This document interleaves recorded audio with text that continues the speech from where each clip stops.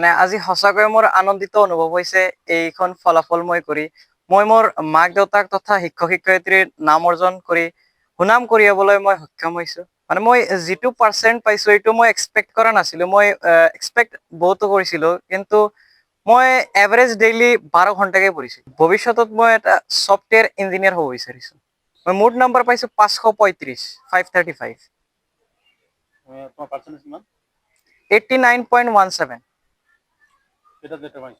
গোটেইকেইটা 6টাতে প্ৰাৰ্থনা কৰিছো, যাৰ কাৰণে মই এই ফলাফল দেখিবলৈ সক্ষম হৈছো। মানে কি এতিয়া ইয়াত এটা মিসকনচেপশ্যন আছে যে কিছুমান মানুহে কয় যে ৰাতি ইমান পঢ়িব নালাগে, কিন্তু ৰাতিপুৱাটো অলপ সোনকালে উঠি পঢ়িব লাগে। কিন্তু মোৰ মতে সেইটো নহয়। 24 ঘণ্টাৰ ভিতৰত কেৱল কেনেবাকৈ 12 ঘণ্টা মিলালেই হ'ল। যদি কোনোবা এটা ষ্টুডেণ্টৰ ৰাতি পঢ়ি ভাল লাগে, তেওঁ ৰাতি পঢ়িলেই হ'ল। যদি ৰাতিপুৱা পঢ়ি ভাল লাগে, তেন্তে ৰাতিপুৱা পঢ়িলেই হ'ব। হয়, মই টিউশ্যন লৈছিলো।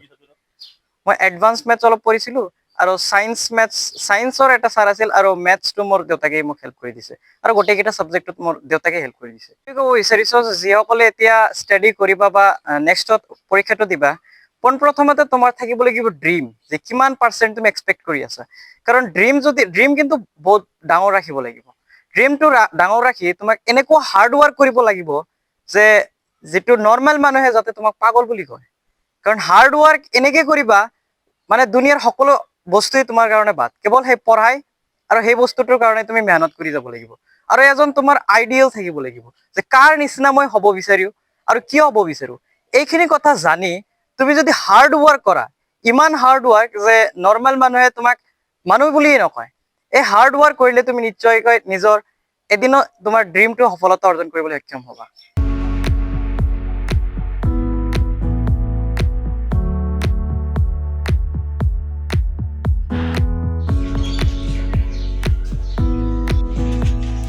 মানে আজি সঁচাকৈ মোৰ আনন্দিত অনুভৱ হৈছে এইখন ফলাফল মই কৰি মই মোৰ মাক দেউতাক তথা শিক্ষক শিক্ষয়িত্ৰীৰ নাম অৰ্জন কৰি সুনাম কঢ়িয়াবলৈ মই সক্ষম হৈছো। মানে মই যিটো পাৰ্চেণ্ট পাইছো এইটো মই এক্সপেক্ট কৰা নাছিলো। মই এক্সপেক্ট বহুতো কৰিছিলো, কিন্তু মই এভাৰেজ ডেইলি 12 ঘণ্টাকে পঢ়িছো। ভৱিষ্যতত মই এটা ছফ্টৱেৰ ইঞ্জিনিয়াৰ হ'ব বিচাৰিছো।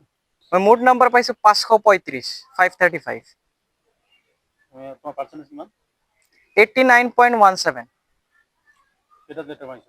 গোটেইকেইটা 6টাতে প্ৰাৰ্থনা কৰিছো, যাৰ কাৰণে মই এই ফলাফল দেখিবলৈ সক্ষম হৈছো। মানে কি এতিয়া ইয়াত এটা মিসকনচেপশ্যন আছে যে কিছুমান মানুহে কয় যে ৰাতি ইমান পঢ়িব নালাগে, কিন্তু ৰাতিপুৱাটো অলপ সোনকালে উঠি পঢ়িব লাগে। কিন্তু মোৰ মতে সেইটো নহয়। 24 ঘণ্টাৰ ভিতৰত কেৱল কেনেবাকৈ 12 ঘণ্টা মিলালেই হ'ল। যদি কোনোবা এটা ষ্টুডেণ্টৰ ৰাতি পঢ়ি ভাল লাগে, তেওঁ ৰাতি পঢ়িলেই হ'ল। যদি ৰাতিপুৱা পঢ়ি ভাল লাগে, তেন্তে ৰাতিপুৱা পঢ়িলেই হ'ব। হয়, মই টিউশ্যন লৈছিলো। মই এডভান্স মেথছ অলপ পঢ়িছিলো, আৰু চায়েন্সৰ এটা ছাৰ আছিল, আৰু মেথছটো মোৰ দেউতাকে মোক হেল্প কৰি দিছে, আৰু গোটেইকেইটা ছাবজেক্টত মোৰ দেউতাকে হেল্প কৰি দিছে। ক'ব বিচাৰিছো যিসকলে এতিয়া ষ্টাডি কৰিবা বা নেক্সটত পৰীক্ষাটো দিবা, পোনপ্ৰথমতে তোমাৰ থাকিব লাগিব ড্ৰিম, যে কিমান পাৰ্চেণ্ট তুমি এক্সপেক্ট কৰি আছা। কাৰণ ড্ৰিম কিন্তু বহুত ডাঙৰ ৰাখিব লাগিব। ড্ৰিমটো ডাঙৰ ৰাখি তোমাক এনেকুৱা হাৰ্ড ৱৰ্ক কৰিব লাগিব যে যিটো নৰ্মেল মানুহে যাতে তোমাক পাগল বুলি কয়।